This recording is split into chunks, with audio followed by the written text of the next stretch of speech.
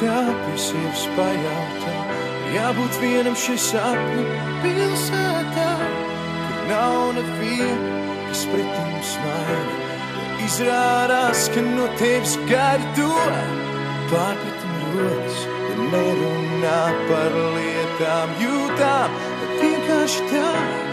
Pārsteigumi nāk, kad liktenis mums tos raida, bet zeme griežas, un tu pacelies pāri tām pelēcīgām, nevaries lidot, lai jau sauc neprātīgais, un tu pacelies pāri tām pelēcīgām, nevaries lidot, lai jau sauc neprātīgais.